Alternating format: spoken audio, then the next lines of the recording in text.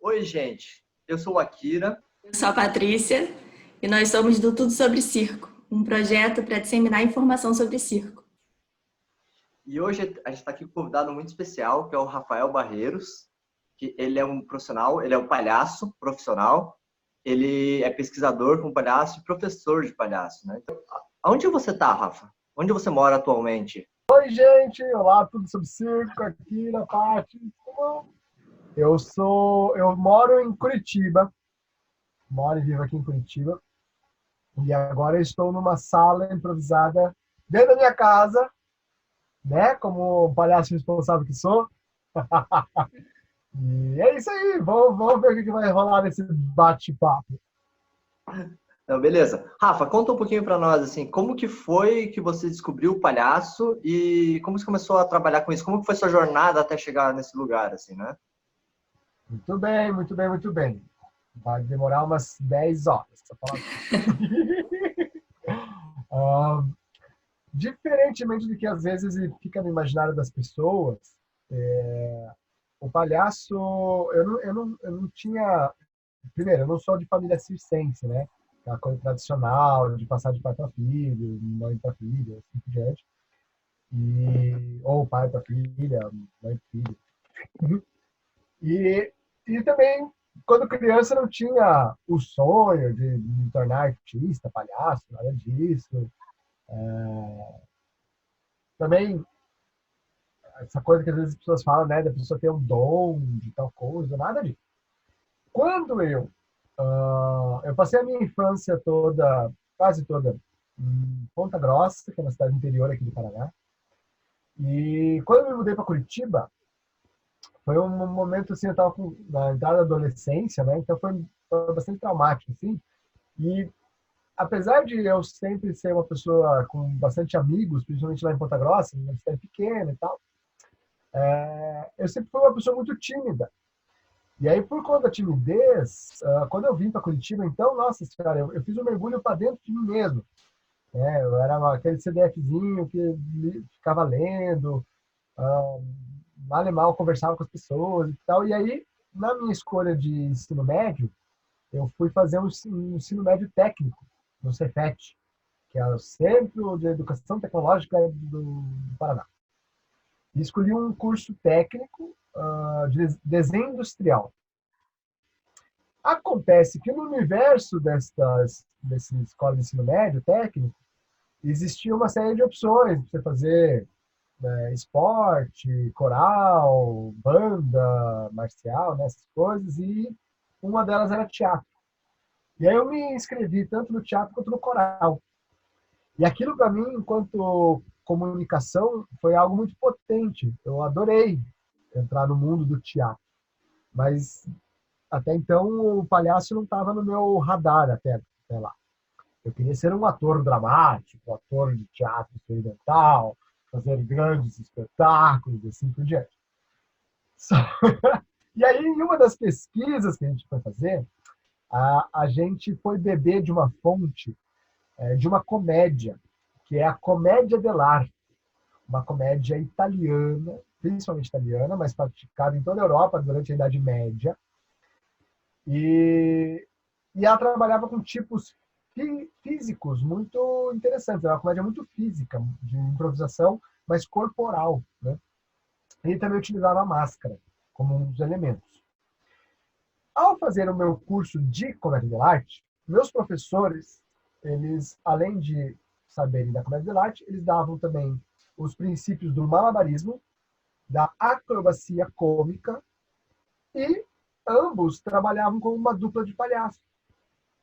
E aí, numa dessas saídas, né, do grupo lá do Teatro do Cefet, o saudoso TCFET, eu vamos assistir eles apresentando e tal, estavam se apresentando no local próximo da escola lá.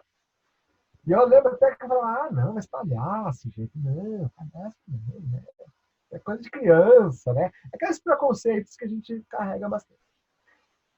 E quando eu vi eles atuando, aquilo me chamou de... Foi arrebatador, assim, né? Eu vi uma qualidade técnica, de improviso, de vivência ali com o público na hora, capacidade de comunicação, uma potência sem precedentes. E aí eu falei, aí veio uma, nossa, não era isso que eu tinha como palhaço na minha cabeça. E aí eu quis saber mais. Daí, um bom CDF que eu era, né? Comecei a perguntar, e aí, como é que eu faço? Tem curso? Na época, isso era 1999, né? Milênio passado. E, então, assim, não tinha esse desbunde de conhecimento que a gente encontra na internet, YouTube não existia, nem Google existia, né? A internet era aquela da internet de escada, né? E aí, eu lembro que eu colei neles e comecei a... Gostei muito do malabarismo, então comecei a treinar malabarismo, um pouco de acrobacia cômica naquela época. Tentamos fazer um espetáculo com base na comédia dell'arte. Eu digo tentamos porque nunca chegou ao fim do espetáculo. Chegou ao fim do meu curso no Cefet, mas não chegou ao fim da peça. Só que aí eu já estava mordido pela mosquinha do palhaço, né, digamos assim. E aí que eu comecei a querer fazer, pesquisar, e pesquisar, e pesquisar. Ao mesmo tempo, nessa época, eu estava completando 17 anos de viver de uma escolha de profissional. Ai, meu Deus, como é que você vai ser palhaço? Como é que você sustentar a sua família? Assim por diante. E, como se não fosse algo, né, trágico, quase, a minha esposa, na época, namorada, esposa, né, mãe dos meus filhos, também é palhaça. Tcharam! Né, artista, e assim por diante. Então, a gente falou, não, vamos aí, né? E começamos a fazer muita animação de festa nesses primeiros anos. Então, a gente fez bastante animação de festa e aos poucos foi descobrir que existia curso de palhaço. E é muito engraçado que o primeiro curso, especificamente de palhaço, porque eu não tinha feito curso de palhaço, eu tinha feito curso de comédia dell'arte e buscado estudar o que tinha, né? Ia em tudo circo que aparecia, eu ia, apresentações de palhaço de outros lugares eu ia, assistia Charlie Chaplin, Buster Keaton, Três Patetas, Gordo e Magro, Mr. Bean, né? E ia atrás dessas questões. E aí, em 2002, eu vi um anúncio assim, curso de palhaço. Nossa, agora sim, eu vou ser palhaço. E, então eu já estava atuando desde 99, 2000 ali, e aí em 2002 eu fiz esse curso de palhaço. E nesse curso de palhaço eu fui com todos os preconceitos também, né? Por mais que eu já soubesse que não é qualquer coisa fazer palhaço, tudo. Eu digo assim, eu não fiz curso antes, mas assim, como eu colei nessa dupla, que era o Renato Madalina e Isabelle Pereira, os palhaços de Cutico Cebola, eles atuavam em algumas ONGs aqui de Curitiba para trabalhar com ex-meninos de rua a arte do circo e da palhaçaria. Então, eu meio que fui aprendendo por osmose, né? Porque eu virei meio que estagiário deles e assim por diante. E quando eu fui fazer, então, esse primeiro curso, eu fui com aquele preconceito, né? Vou aprender a fazer piada, vou aprender a fazer, contar, chute na bunda, cortada na cara, como se fazer o pum de... Que nem a nossa ministra da Cultura gosta também, né? A secretária, o pum do palhaço. E eu achava que ia aprender essas coisas, assim, né? E aí, cara, que foi o pulo do gato. Porque eu lembro que eu fui pro curso, foi uma montanha russa de emoções, nossa, um mergulho na minha humanidade, eu via os outros, a gente chorava, a gente ria, E para mim foi um momento de meio que uma epifania, sabe? Se a vida tivesse trilha sonora, a trilha sonora na hora ia ser o...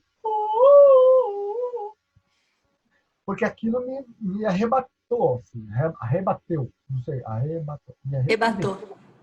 Arrebatou, muito obrigado. E aí, pronto, eu já estava trabalhando com isso, já queria estudar isso mais profundamente.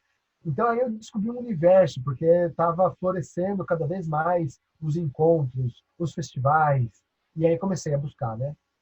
Quem ensinou meu mestre? Então eu fui atrás do mestre, do meu primeiro mestre, e assim por diante.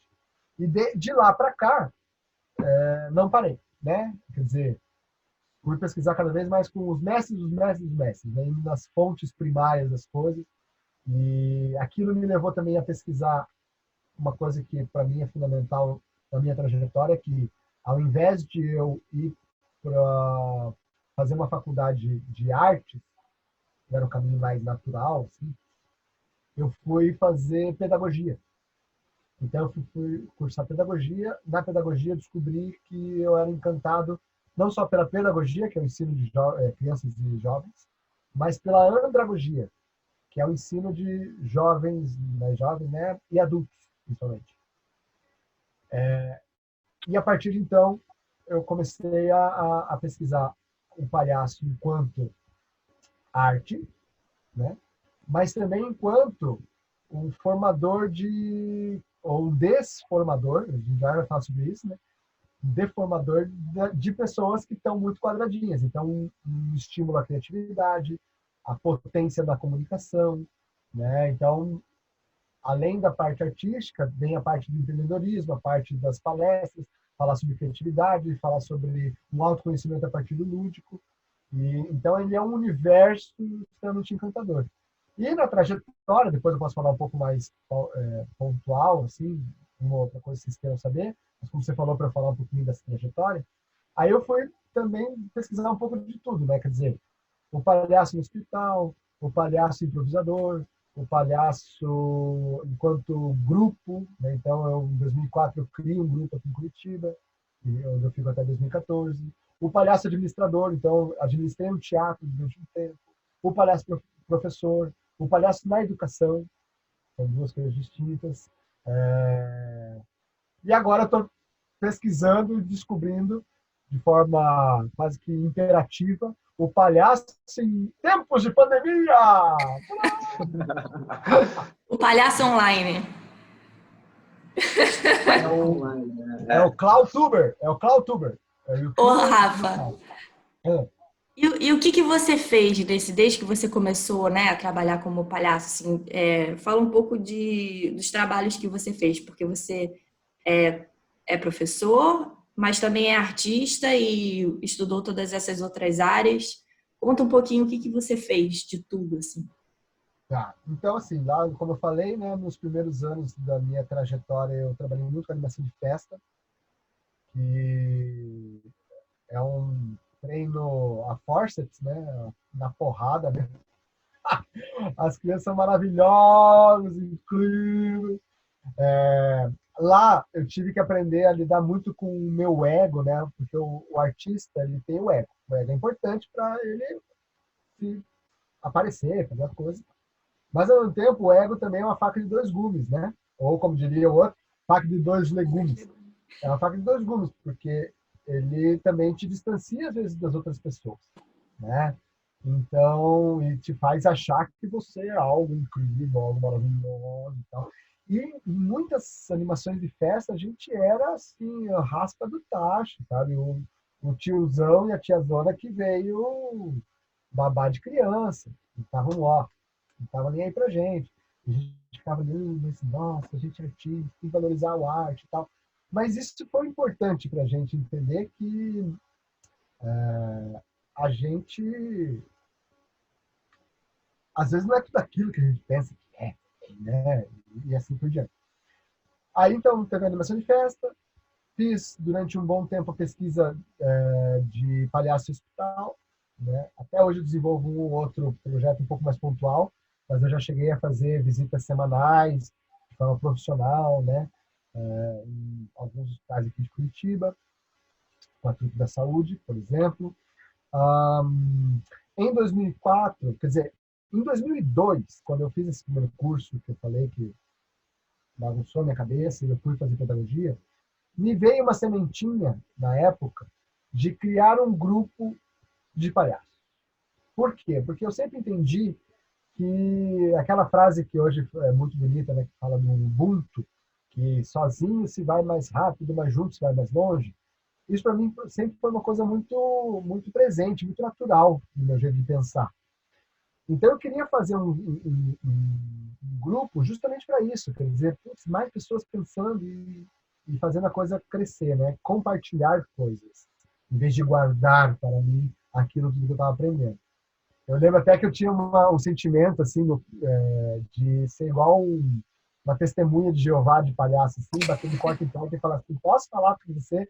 Alguém já falou para você da palavra do palhaço hoje?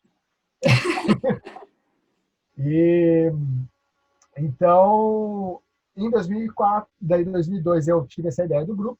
Como eu fazia desenho industrial no Cefet, eu convidei algumas amigas minhas designers e montei uma logo e um nome. Chamava-se Companhia dos Palhaços. CIA dos Palhaços. E aí, de 2002 a 2004, eu fui conhecendo pessoas, né, fazendo voluntário no hospital com um aqui, jogando malabares com outro ali, né, conhecendo as pessoas e falando, cara, eu quero criar um grupo, quero criar um grupo, quero criar um grupo. Em 2004, eu junto, depois de fazer vários cursos de palhaço também, anotando e pesquisando e aquela coisa toda, em 2004 eu falei assim, eu quero aprender a ensinar. Só que para isso eu preciso de cobaias. Então eu juntei 20 pessoas e durante 9 meses, mais ou menos, a gente fazia um encontro semanal no salão de festas do condomínio que eu morava. Que legal. Desse grupo, e aí o acordo era o seguinte, eu não ia cobrar, porque não era um curso, né? Eu queria aprender a ensinar. E eles também tinham esse compromisso de estar ali, me dar feedbacks de como é que foi. Então eu fui testando os jogos que eu fui aprendendo nos outros grupos, testando outras coisas que eu aprendi na área do teatro, na área da pedagogia, assim por diante. E fui criando uma metodologia, adaptando outras metodologias e entendendo qual que era a minha metodologia, né? Só que teve um núcleo que se deu tão bem que eu comecei a falar sobre essa ideia do grupo. E daí, desse núcleo de pessoas, a gente criou em 2004, então, a Companhia dos Palhaços. Com a Companhia dos Palhaços, então, a gente começou a fazer vários espetáculos de repertório. Então, a gente tinha lá o Circo S.A., que é um espetáculo que nasceu em 2004, eu e a Palhaça Sombrinha. Daí teve outros espetáculos também. Né? A gente começou a fazer uma pesquisa de improvisação, que antes da moda de ter improvisadores, dos Barbichas, do Márcio Balas, de outros grupos aí que a gente hoje fez história, né, na improvisação aqui no Brasil, a gente começou a assistir muito um seriado, né, um programa chamado Whose Line It's Anyway. Eu não sei se é essa a pronúncia certa, mas é um programa norte-americano, canadense, de improviso. E a gente começou a pegar aqueles jogos que eles faziam e vamos testar. E fizemos um espetáculo também chamado A Regra é Cômica. É um espetáculo de improvisação de palhaço. Que mais? Aí comecei a ministrar os cursos mesmo, a partir de 2005. Então, de 2005 até hoje são quase 15 anos dando aula. Fizemos muitos espetáculos, seja temporadas, seja em festivais, né, que a gente começou a viajar muito para festivais também. E, em 2008, a gente resolveu virar administrador de um teatro. Então, a gente teve um espaço cultural à Companhia dos Palhaços. Então, de 2008 até 2014, eu fiquei com um grupo, ministrando aulas, com espetáculos. A gente trabalhava muito com eventos também, né? Muito evento. Seja como artista, seja como mestre de cerimônia, seja como... Enfim, a gente inventava moda. Eu ministrava muitos cursos também, às vezes, de malabarismo, ou de improvisação, ou de coisas parecidas para ONGs, para empresas e assim por diante. Porque a gente começou a descobrir também que era legal falar de arte para empreendedores e de empreendedorismo para artistas. A gente, né, foi entendendo que a gente não estava só formando pessoas na arte. Aquelas pessoas que a gente formava na arte queriam trabalhar dessa arte. E como é que eu vou trabalhar dessa arte se eu não sei vender o meu produto de arte? Né? Então, uma pesquisa nesse sentido também. A gente fez durante muito tempo um modelo chamado cabaré, né, que é o Cabaré dos Palhaços, que juntava artistas mais diversos, de diversas áreas, para fazer um espetáculo por mês, que tinha uma estrutura lá, mestre cerimônias, com vários números, e depois as paródias dos números, com uma banda sempre improvisando as músicas também. Isso foi super legal, porque muitas pessoas, muitas pessoas falavam pra gente assim, olha, eu não gostava de palhaço até ver essa proposta de vocês. Eu achava que palhaço era uma coisa para criança. Nossa, eu me divirto, eu trago meu pai e se diverte, mas eu trago meu filho também, que é criança, e se diverte. Então, desse público, muitos iam fazer o curso também, porque falavam, nossa, eu não gostava de palhaço, agora quero entender o que é esse palhaço. Tem curso? Quero saber o que é isso. E de um tempo para cá, isso foi, assim, eu percebo que no mundo como um todo, foi se falando muito mais disso, de você estimular a criatividade, de entender que a gente às vezes tem uma educação muito cartesiana, né, muito nas caixinhas, ou você é uma coisa, ou você é outra, ou você é de exato, ou você é de humanas. E a gente tem uma educação também que fala pra gente, você tem que responder correto, não pode errar, se errar você é rechaçado, e assim por diante. Só que daí você vai para o mercado de trabalho, e no mercado de trabalho as pessoas falam, pense fora da caixa, né? Pense fora da caixa. Mas ninguém ensinou a pensar fora da caixa, pelo contrário. Durante a escola você tinha que ficar ali respondendo só quando a professora pergunta, só pode fazer xixi a hora que ela não deixa, tem 20 minutos de banho de sol, né? Que tá com esse corpo todo, né? É uma educação muito priorizando conteúdos na cabeça, o cérebro racional. Porque a gente é corpo, a gente é emoção, a gente é tudo isso, né? E eu vejo que o palhaço tem muito a contribuir nesse sentido também. Então, de um tempo para cá, eu venho trabalhando com palestras também sobre a visão do palhaço e da criatividade, treinamentos muito mais corporativos nesse sentido, né? Mestre de cerimônias também para fazer esses eventos, né? Cada vez mais você precisa de um evento que conecte as pessoas, não só seja uma pessoa cagando regra. Não sei se podia falar cagando aqui, mas cagando regra, né? Então, o mestre de cerimônias ele tem essa função de fazer um elo entre a plateia e quem está ali, né, organizando o evento. Então, é isso, né? E agora, brincando novamente, mas falando a verdade, é descobrir como estar junto estando longe. Então, seja através de tentar entender as ferramentas de YouTube, Instagram, fazer live, espetáculo online e tudo mais. Até porque, quando voltar tudo ao normal, se é que vai voltar algum dia ao normal, né, ou vai ter um novo normal, eu acho que a função do palhaço é essa, né? Olhar para o mundo, brincar com ele, interagir com ele e falar assim, tá, é o que temos para hoje. Como é que eu posso brincar com o que eu tenho? Né? Então, acho que é um pouco isso. Para mim, o palhaço ele é uma profissão, mas também é uma espécie de filosofia de vida também, um olhar para o mundo, sabe? E pra mim, assim, né, eu até falei, né, eu sempre falo, né, o Rafa foi o cara que, lá em 2007, me fez mudar a visão de palhaço. Eu fui uma dessas pessoas. E o Cabaré dos Palhaços foi onde eu apresentei meu primeiro número artístico. Foi onde eu comecei minha carreira artística lá dentro do Cabaré dos Palhaços, inclusive. Então, pra mim, é muito satisfatório ter aqui. Eu apresentei muito lá também, né? E aí foi lá que eu cresci bastante minhas ideias, minhas tiras, e foi lá que eu também foi onde eu fiz mais cursos de palhaços, né? E aí, Rafa, você falou um pouquinho sobre como você, na sua função do palhaço, como você se mudou, né? Eu também, eu tinha aquela ideia de palhaço, soltando pum, jogando a água, dando chute, e aí aos poucos, a minha primeira mudança foi quando eu vi uma oficina tua, nem fiz, né? Porque nossa, imagina fazer uma oficina de palhaço. Mas eu assisti a tua oficina e aquilo já me mudou várias coisas.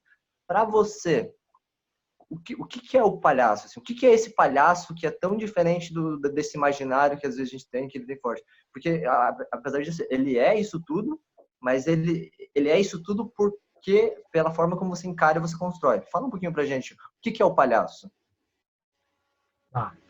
Eu acho que a primeira coisa importante é falar o seguinte: existem várias escolas e vários estilos. O palhaço é isso também, né? Quer dizer, o circense, conhecido ou dito mais como tradicional, é palhaço, e é fenomenal. É fenomenal. Quando eu falo dessa outra visão, não, às vezes não é nenhuma outra visão, mas é aprofundar em mais camadas, assim, né? Primeiro, eu parto de um pressuposto que o palhaço ele é como uma espécie de um arquétipo. O arquétipo ele é um termo cunhado na psicologia que significa, assim, em poucas palavras, de forma rasa, ele é cunhado pelo Jung, né? E diz aquilo que tem em qualquer época, em qualquer cultura. São repetições de uma forma de pensar, de uma forma de agir no mundo mundo que você vai identificar ao longo da história. Então, existem vários tipos de arquétipos. Um deles é um mergulho um pouco na história, fazer rir, de contar uma história, de olhar o mundo meio que ao contrário, desde 4.000 anos antes de Cristo. Certo? Então, você tem, por exemplo, na China antiga, 4.000 anos antes de Cristo, uma figura chamada Dangas. Eles faziam, eram pigmeus que faziam a alegria da corte lá do imperador chinês. Você tem em Roma a figura do Estúpidos. Ele fazia uma paródia das tragédias. Na Idade Média tem o Bobo da Corte, que era o único que podia falar algumas verdades para o rei, em forma de um conto, de uma música, de uma piada. Né? Era como se fosse o hashtag Fica a Dica da época. Você vai encontrar em culturas como, por exemplo, a cultura indígena, tem a tribo Craô, e tem a figura do Hotuá, que é o palhaço sagrado. E você vai encontrar na cultura ocidental, oriental e assim por diante. Então, o palhaço, para mim, ele tem esse lance arquetípico. Né? O que isso quer dizer? Por que eu dei essa volta toda? Porque ele existe enquanto profissão, sim, perfeito. Mas ele existe enquanto arquétipo também. Nessa questão do arquétipo, ele vai conversar não só com o seu cérebro racional, mas principalmente com o seu cérebro irracional também, né? O que está atrás. Não só o consciente, como o seu inconsciente. É por isso que tem muita gente que ou tem medo de palhaço, ou adora palhaço, ou foge com palhaço, né? Ou tem reações inusitadas com palhaço, e assim por diante. Então, essa é a primeira coisa. O palhaço e a palhaça também, né? Estou falando palhaço como uma área de conhecimento, digamos assim. E aí, existem uma série de visões nisso também, né? Porque eu parto do pressuposto que todo mundo pode ser palhaço.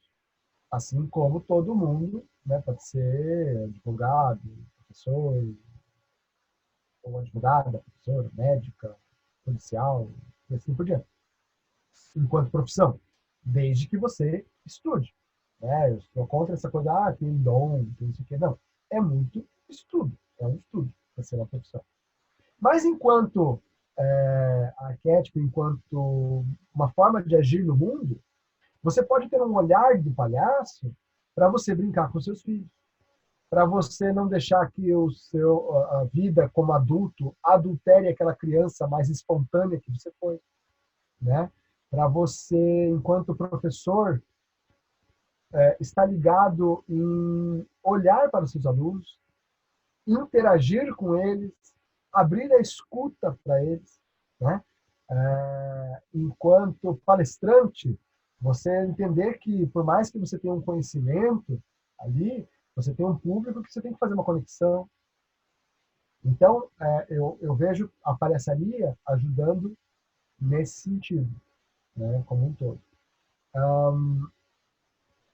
E, ao mesmo tempo, o palhaço ele não é um personagem que ele vem de fora para dentro, que não tenha nada a ver com você, né, e você se transforma naquele palhaço, e daí você tem que estar o tempo todo sorrindo quando está de palhaço. Não, isso é uma máscara. Isso não é palhaço. Apesar de o palhaço usar a máscara, né, o nariz vermelho, aqui, ó, é a menor máscara do mundo, a que menos esconde, a que mais revela, por mais que a gente use isso aqui, né, é quando a gente se desnuda. Então, é como se o palhaço fosse eu em essência, ele vem de dentro para fora. E aí, ele pode ser terapêutico. Minha função não é fazer terapia, mas ele pode ser terapêutico. Ele pode ser um potencializador da comunicação. Né? Ele pode ser um elo de você se ligar mais no momento presente. Por exemplo, para mim, quando eu estou de palhaço, eu vivo o momento presente. O futuro vai acontecer, mas o passado já foi. Né? Numa sociedade em que a galera ou está muito ansiosa porque não sabe o que vai acontecer no futuro, ou muito deprimida porque fica vivendo no passado, né? Você estar no momento presente, o nome já diz, é um presente. Então, e aí, nesse sentido, se o palhaço ele vem de dentro para fora, eu parto do pressuposto também que cada palhaço é único. Então, para mim, essas figuras mais comerciais de palhaçaria, não é muito bem palhaço, como eu entendo, pelo menos. Né? Eu uso a figura do palhaço para vender alguma coisa. Ou CD, ou sanduíche, né? Ou brinquedo. Então, mas só que a função ali é pôr uma máscara e fingir que está sorrindo o tempo todo, aquela coisa toda. Né? Mas como eu falei que o palhaço ele é um arquétipo, né? Essas marcas ou empresas, enfim, duplas e tal, entenderam que o arquétipo às vezes, vende. Sabe quem usa muito arquétipo? Os publicitários. Eles estudam o arquétipo para vender seus produtos. Né? Então, você vê que o palhaço é tudo isso. Às vezes ele é um elo para que, por exemplo, no hospital, onde está todo mundo vendo a criança, né, como, por exemplo, a criança ali está fora do seu ambiente, ela virou uma doença, digamos assim, já não tem nem nome, né? Você lembra daquele filme de Pat Adams que as pessoas estão sabendo tudo que a pessoa tem, mas daí vai o Pat e pergunta, queria saber o nome, né? Nossa, então ele é também uma ferramenta de humanização de espaço. Olha que louco, né? O ser humano precisando se humanizar. Mas também, claro, o palhaço pode ser isso também. Né? E talvez uma das coisas que o palhaço como função social também, que talvez seja o mais conhecido, é utilizar o seu poder de comunicação como um elemento de descontração. Né? Descontração, vamos pensar nessa palavra, é muito interessante, porque numa sociedade que está todo mundo contraído, nervoso, porque não tem, né, que tem conta para pagar. Ai, meu Deus, o coronavírus. Ai, isso aqui, né, preocupação. E o fulano de tal, e o filho que não faz tarefa. E tá. Então, a gente está tentando contraindo, né, se contraindo, se contraindo. E aí vem o palhaço e ele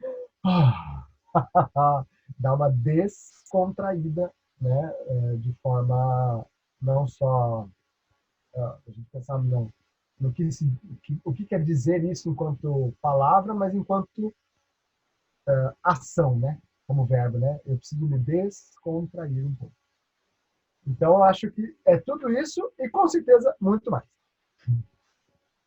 A Kira tá sem som.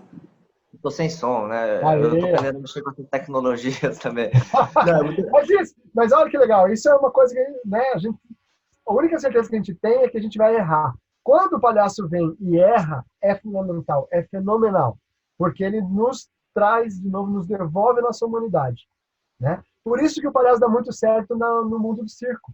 Porque o circo é um lugar de pessoas que buscam a perfeição, de corpos que são, né, corpos quase que de deuses. Né? Se você cair, você pode morrer, inclusive. Né? Então, os artistas circenses treinam para tentar não errar na frente das pessoas. E todo aquele público que está lá assistindo um espetáculo de circo, quando vê esses artistas, tem a parte da contração também, né? Oh, meu Deus, admiração. A gente nunca vai ser o que aquela pessoa é. A gente só pode admirá-los, mas porque é o lugar da perfeição. Agora, quando a gente vê um cidadão entrando na picadeira e tropeçando e não conseguindo jogar a bolinha porque deixa tudo cair, né? Chora, ele chora, parece que chora, solta pum, que é a nossa humanidade. Né? O que acontece nessa hora, a gente antes estava agora a gente faz e nos devolve a humanidade. A gente pensa assim, a gente se identifica. Quando a gente ri do palhaço, a gente está rindo de nós mesmos, refletidos no palhaço. Porque a gente fala assim, isso aí eu faço. Esse aí sou eu. Muito bom. Não, mas são várias facetas. Aí você falou que ele tem várias facetas e você passou boa parte aí da sua vida, né, pesquisando essas várias facetas, tentando entender um pouquinho elas. E aí você deu vários workshops, deu aulas, deu cursos, né, etc. E aí quem que faziam esses cursos? Assim? Você falou alguns específicos, mas assim, pelo que você está falando, o palhaço é para todo mundo. Mas assim, compartilha um pouco algumas histórias, né? Desde pessoas comuns e aquelas que se tornaram palhaços profissionais também, né? Assim, quando eu tive essa visão de fazer uma companhia dos palhaços lá, no primeiro momento eu pensava, né, em muitas pessoas. Aos poucos a gente foi entendendo, né, que era um núcleo. Mas esse núcleo principalmente quando a gente teve, então, o nosso espaço cultural, a gente viu que era um lugar onde as pessoas vinham agregar conhecimento e tal. Então, chegou um momento em que a gente, dentro do grupo lá, inclusive, começou a produzir cursos de terceiro, né, de pessoas que foram nossos mestres. E quando essas pessoas davam seus cursos, quem se matriculava normalmente eram pessoas que estavam a fim de investigar cada vez mais essa arte. E aí, nas apresentações, acho que a média era em torno de uns 80, 90% das pessoas falavam assim: ah, eu comecei a fazer palhaço com a Nietzsche. Ah, eu comecei a fazer palhaço com a Nietzsche. Ah, e eu falava: nossa, olha que legal, né? Você, a visão que eu tive lá atrás se concretizando, se materializando, né? E no primeiro momento, eu achei que nos meus cursos iam vir principalmente artistas, ou artistas que queriam entender a palhaçaria como uma ferramenta, ou pessoas que queriam realmente ser artista palhaço. E logo já nos primeiros cursos, e depois a coisa foi cada vez criando um maior corpo, e eu fui entendendo, então, essa questão toda, eu vejo que 80, 90% das pessoas que buscam um curso de palhaço não buscam necessariamente para, quiçá, se maquiar e ir para um brincadeira ou para um teatro. Não, são pessoas que buscam justamente isso, um autoconhecimento, ou se desestressar um pouco mais, ser menos rígido consigo mesmo e para com os outros, né? Tentar entender o que é esse sair da caixa, que ninguém ensinou para gente, né? O que era isso, pelo contrário, nos colocaram numa caixa. Então, assim, hoje eu coleciono algumas histórias, mas algumas que eu posso falar, por exemplo, tem uma aluna minha que ela é cronista, ela gosta de escrever. E ela vem fazer os cursos, às vezes, de tempos em tempos ela faz, assim, porque ela fala que o modo de pensar, o olhar do palhaço, ajuda ela a destravar ou de ter mais fluência na hora que ela vai escrever. Eu tive várias pessoas que fazem palestras ou que dão aula e falam também que a palhaçaria ajudou a estar mais presente naquele momento, a ter a opção de buscar o elemento que vem do aluno para poder implementar na aula e aí fazer com e não fazer para, né? A aula com o aluno, não para o aluno, apesar de ser para também, mas assim, com é fundamental.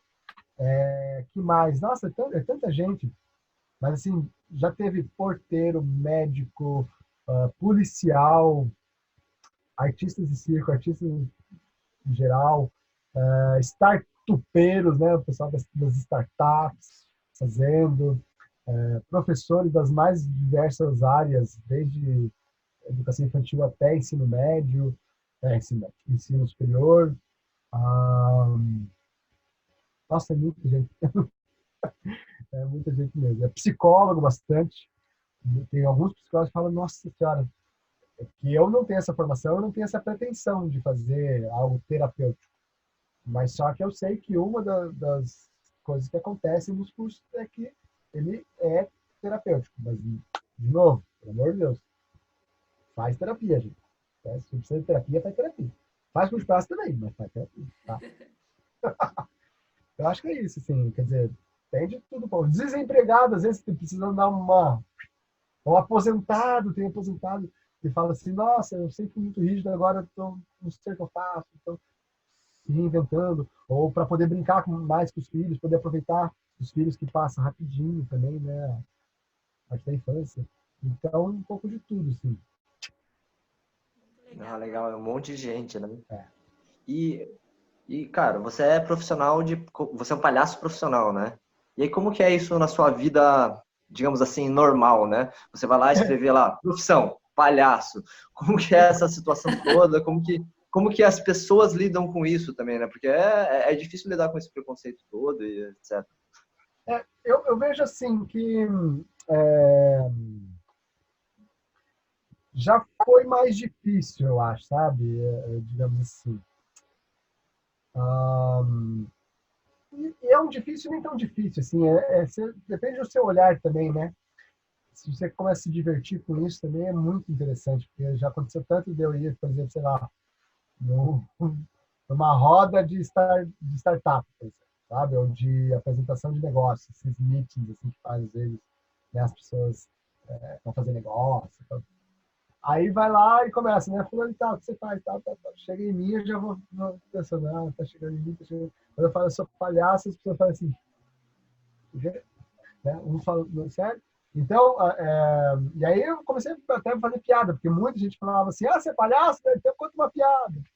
Né? De não entender que uma coisa conta outra coisa. Mas assim, aí até falava, você é dentista? Dá uma olhada no meu dente aqui. Né? Quer dizer, ah, então, ou então as pessoas achando que eu tô zoando com elas. Né? Tipo, o que você faz? Eu sou palhaço. Ah, tá aí, o que você faz? Não, eu sou palhaço, sério. Em que círculo que você tá? Sabe? Então, esse tipo de coisa, eu me divirto com isso, né? É, eu tenho 2 filhos, né? E meus filhos agora já são jovens, adolescentes, mas quando eles eram crianças era muito comum as pessoas perguntarem para eles, né? Ai, como é que é ser filho de um casal de palhaços? Deve ser tão legal, né? Deve estar rindo o tempo todo, deve ser uma palhaçada lá na sua casa. E a gente até brincava, né? É normal. As pessoas acham que eu vou acordar meu filho de manhã com uma tortada na cara. Né? Não é essa. Né? Então, e sem contar dessas coisas, né? Porque, assim, o palhaço é um pouco paradoxo. Por quê? Isso é um dos meus mestres, que é o Abner, ele falava. Ele falava, não, ele fala. Ele tem alguns princípios da palhaçaria. Né? Ele tem 17 princípios da palhaçaria da pesquisa dele. E um deles, acho que é o primeiro, inclusive, ele fala assim: a função do palhaço não é de fazer o público rir. A gente vai para se descontrair, né? Mas se eu forçar uma risada aqui, se eu forçar uma piada, você não vai rir. É o contrário. Então é um paradoxo. Ele falava, a função do palhaço não é de fazer o público rir, é de sentir emoções e compartilhar com o público. É de respirar em cena. Uau! É criar uma conexão. Em inglês eles chamam de rapport, né? Você cria um rapport com a pessoa. Quando você vê um filme do Charlie Chaplin, você dá risada? Eu dou muito risada. Mas eu também choro, eu emociono, eu fico puto, eu às vezes fico puto com o próprio Chaplin, às vezes fico puto com quem está acontecendo, né? Quer dizer, então eu vivo emoções das mais diversas. Então há uma conexão, rapport, né? Eu acho que é um pouco por aí. Muito legal. Você citou o Avner, aproveitando, para quem não conhece o Avner, o excêntrico, né? Ele é um dos grandes mestres aí. Quantos anos ele tem?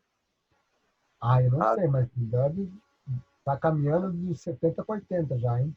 80, 80. Essa é uma das grandes referências. Quem não conhece, busque o Avner, que vale a pena. Rafa, fala um pouquinho de como foi sua experiência com o Avner. Lá! Para mim, o Avner, assim, dos palhaços vivos, dos mestres, assim, ele para mim é uma grande referência como palhaço. Já era desde que eu comecei a ver o trabalho dele pela internet, né? Só que em 2014 eu tive a oportunidade de ir lá, estudar com ele, ficar quase um mês, né, internado lá com ele e a Julie, que é a falecida esposa dele. E também tinha uma pesquisa fantástica. E, bom, primeiro que era lá nos Estados Unidos, né? Então foi a primeira vez que eu pisei fora do Brasil. Eu nunca tinha saído do Brasil. E eles já falavam na inscrição que como é que era o inglês, né? Porque se eu não soubesse falar inglês, eu não ia aproveitar o curso. E eu estudava um pouco de inglês e tal, mas eu não era muito fluente, não. Só que aí eu tive a carta de alforria aqui da patroa e ela falou assim, não, você vai, mesmo se não entender nada, você vai ver se é você. E aí eu fui. Para mim, mais do que um grande artista, quando eu fui estudar com ele, ele se mostrou um baita mestre. sabe? Ele e a Julie. Primeiro pela acolhida que eles faziam. Quer dizer, o Abner realmente ele é um dos maiores palhaços vivos hoje. Quando eu fui estudar com ele, eram 20 alunos, 20, 22, 25, agora não lembro exatamente quanto, mas desses, pelo menos 13 eram de outras nacionalidades. Tinha gente da Alemanha, tinha gente da Áustria, tinha do Brasil, tinha uma mexicana, tinha gente da... não era China, mas era algum país asiático. Olha aí, né? Como se fosse tudo a mesma coisa. Mas era algum lugar para lá, do outro lado do mundo. Tinha francês, tinha canadense, tinha de tudo, assim. E dinamarquês, grandes palhaços, a maior parte deles. E eu fiquei, nossa, eu fui com, né, um negócio na mão. Como é que ia ser, né? Porque também é um investimento de tempo, de grana. E a primeira coisa que ele fez, assim, foi juntar todas as pessoas na mesa ali, porque, como é que era o processo? A gente ficava numa cidadezinha bem do interior, e o curso acontece num lugar chamado Celebration Barn. Barn, ele é um celeiro, né? Então, ele é um celeiro mesmo, era uma chácara, onde tinha esse celeiro que se transformou num teatro, num espaço cultural. E a gente ficava, então, lá, morando lá essas semanas com eles. Então, o curso meio que acontecia 24 horas por dia durante esse quase um mês. E, então, nesse primeiro dia, a gente chegava, tinha o Welcome Coffee lá e tal, né? As pessoas conversando, e eu já falando, meu Deus, eu não vou entender nada, porque as pessoas falam rápido pra caramba, e, ai, não, e agora? E aí, eu não sei o que aconteceu na minha cabeça, nossa cabeça é muito louca, né? Porque quando ele e a Julie vieram, ele falava e eu entendia tudo. A Julie eu não entendia muito bem, ela tinha uma doença degenerativa, ela já estava em cadeira de roda e já tinha comprometido um pouco a fala dela também. Mas o Abner eu entendia, parecia que ele estava falando em português comigo. E a primeira coisa que ele fez foi pegar um papel e falar assim, o que todo mundo espera desse curso? E aí ele foi anotando. E foi anotando.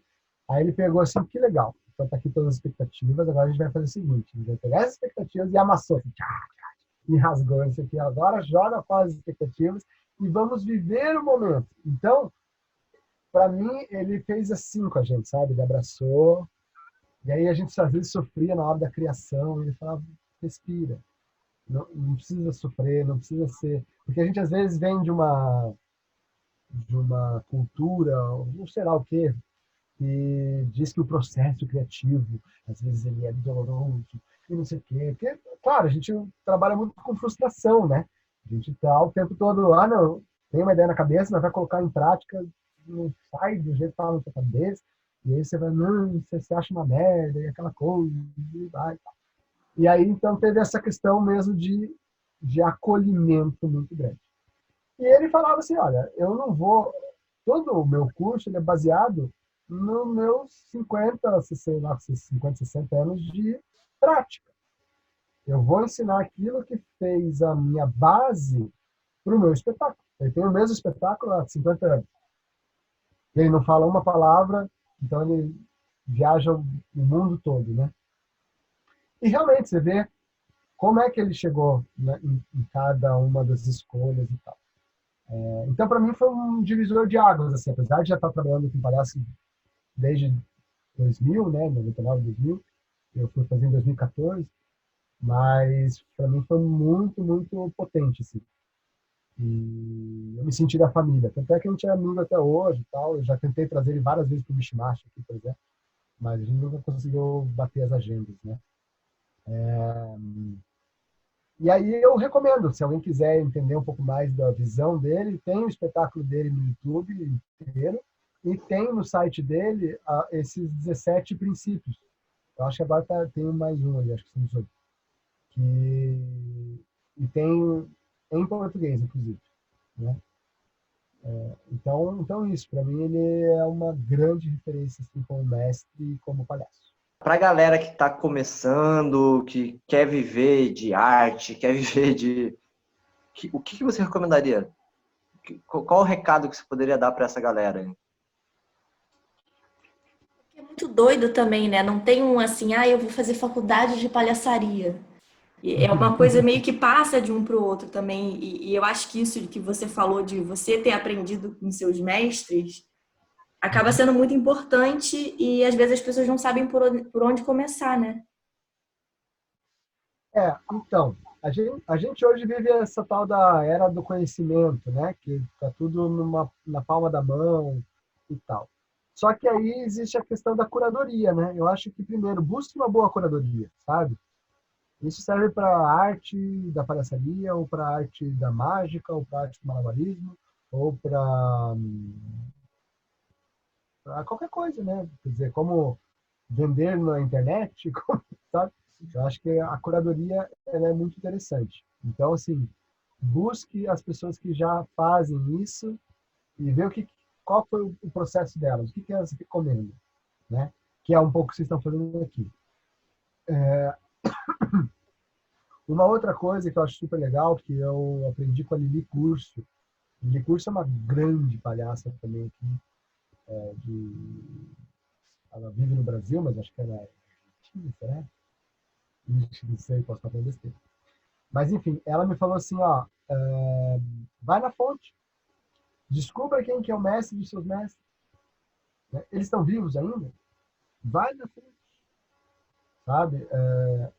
Eles não estão mais vivos, mas eles deixaram um livro, um espetáculo gravado, um jeito de pensar, sabe? Busque esse tipo de coisa. E uma coisa eu digo, primeiro, tem que cair algumas ideias, por exemplo, na coisa da arte especificamente. Não existe dom. Às vezes a pessoa tem um pouco mais de facilidade com determinada área, né? Por questões culturais ou educacionais ou de vivência na família, sabe? Mas qualquer um pode fazer, desde que se dedique. E saiba do seguinte, você vai ter que estudar muito, você vai ter que treinar muito, você vai ter que aprender muito das coisas que às vezes não tem necessariamente a ver com a sua paixão, mas que vão te dar sustentação para você viver da sua paixão. Por exemplo, eu fiquei tão focado de querer ser palhaço, que eu descobri que mesmo que eu fosse estudar com a Avni, que eu fosse estudar com o Charlie Chaplin, que seja, tivesse ele, tá? Para mim é uma grande referência. Ou estudar com o Mr. Bean. Isso não me faria necessariamente eu viver da minha arte. Então eu tive que estudar administração, sabe? Leis, para entender sobre contratos, sobre aluguel, sobre estudar sobre administração de grupos ou de conflitos, porque na Companhia dos Palhaços, por exemplo, a gente tinha conflitos, como em qualquer grupo. Até que em 2014 eu me desligo da Companhia dos Palhaços e vou trilhar meu caminho e eles o deles, né? Apesar de vivermos da nossa arte até hoje, nos encontrarmos nas esquinas por aí. Então, sabe, você vai entender que é isso mesmo. Hoje a gente fala muito, né, da pandemia, né? Não, vamos voltar ao normal. A gente não vai voltar ao normal. Ou melhor, a gente vai voltar a um novo normal.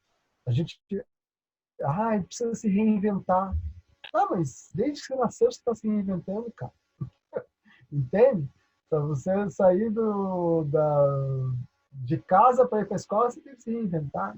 Para sair do ensino educação infantil para o ensino fundamental, você foi se reinventando. Sair da sua cidade natal para outra, você está se reinventando. Entende? Você deixou de ser só conhecer um amor da sua vida, você está se reinventando. Você conhecer o amor da sua vida, estava maravilhoso, aí teve filho. Tiver que se reinventar. E assim por diante. Então, não é problema se reinventar, sabe? Eu acho, o Márcio Balas, também um dos meus, uma grande referência para mim, ele tem um TED no TED Talks, né? Em que ele fala sobre o olhar do sim, né? O palhaço, ele diz sim antes de nada. O palhaço, o improvisador também, né? Ele é um grande improvisador. Ele olha de sim e lida com aquilo que está acontecendo. Né? Então, ó, todos esses nomes que eu falei, vai atrás, ó. Eu vou citar alguns aqui, tem que começar a pesquisar. Avner Eisenberg, Gard Hutter, Tchakovati, Palhaço Tomate, que é o Vitor Ávalos, o Ricardo Pussetti, Zabo Abrim, Wesley Magalhães, o Léo Bassi, Doutores da Alegria, muita coisa boa, Doutores da Alegria. Os palhaços russos, por exemplo, o Agabum, como é que é o nome daquele cara do circo que fez alguns circos meio o Slava Snow Show. Nossa, tem tantos. Até Teatro Anônimo, no Rio de Janeiro, o Márcio Balas, o Márcio Libar, ele fala muito sobre o palhaço enquanto filosofia de vida também, que é muito legal as filosofias que ele faz com essa figura, né? E vai para os clássicos, sabe? O Chaplin, como eu falei, o Buster Keaton, Três Patetas, o Gordo e Magro, Mr. Bean. Tem muita opção. Se quiser, entre em contato comigo, eu sou um super entusiasta, né, dessa arte, então procura lá o Palhaço Alípio. Agora eu estou organizando cada vez mais meu canal no YouTube, aprendendo a lidar Fala com essa... aí, Rafa. Quem quiser conhecer seu trabalho, aonde que encontra? Então, tem o canal no YouTube, que é o Palhaço Alípio, né, youtube.com/palhacoalípio, que é o palhaço sem cedilha, né? No Instagram é o @palhaco_alípio. No Facebook é Rafael Alípio, né? Apesar de Alípio ser meu nome artístico, eu, em vez de me apresentar hoje como Rafael Barreiros, eu falo que eu sou Rafael Alípio. Por alguns motivos. Primeiro, que mais gente me conhece como Alípio do que como Rafael. Segundo, porque existem outros dois Rafaéis Barreiros, pelo menos dois que eu conheço, que eu já ouvi falar, e que um deles é coach vocal em São Paulo, e o outro é palhaço também, gente, é o Dom Gentileza. Verdade. Rafael Barreiros, Dom Gentileza. Ele é palhaço. Sabe como é que eu descobri ele? Ou melhor, ele me descobriu na época do Orkut. Nossa! Ele foi fazer o perfil dele e descobriu que tinha eu. Ele me mandou uma mensagem e falou assim: vamos fazer um espetáculo. Imagina, Ai, que massa! Rafael Barreiros e Rafael Barreiros, hein? Ai, ai. Né? E ele é professor de palhaço também. Tá? Então, hoje eu assino mais como Rafael Alípio. Se quiser me mandar um e-mail, é palhacoalípio@yahoo.com.br. Então, aos poucos eu estou tentando organizar mais a minha vida online também para chegar em mais pessoas também. Tem o site do curso também, apesar de agora não tá dando para fazer o curso presencial, mas é cursodepalhaço.com. Você pode se inscrever lá e sempre que abrir uma nova turma. Rafa, muito obrigado pela tua presença aqui no Tudo Sobre Circo. E, gente, se alguém tiver alguma dúvida, fala com o Rafa. Tá? Quem tiver mais alguma pergunta, mais alguma dúvida, quer se inscrever no curso online que nem existe ainda, pode falar com o Rafa também, para incentivar. E para todo mundo que quer saber mais sobre palhaço, eu acho que foi uma conversa bem legal. Então, compartilha com todo mundo, com amigo, mãe, tal. E muito obrigado. E esperamos te ver de novo numa próxima bate-papo, né, Rafa? Né, Paty? Valeu. Com certeza. Eu agradeço o convite. Eu acho que ações como essa, de vocês aqui no Tudo Sobre Circo, eu acho que vai de encontro bem daquilo que eu estava falando, né? Eu acho que esse conhecimento, durante um tempo, ele era mais restrito, né? A certas famílias, certas tradições e tal.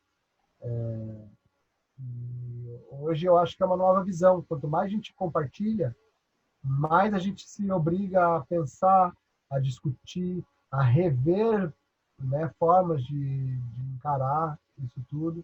Então, ela vira um crescimento exponencial. Então, eu quero agradecer muito esse convite e dizer, vão com tudo e, galera, compartilha, porque para fazer isso aqui, precisa de muito suor. Obrigada, Rafa. Valeu. Valeu, gente.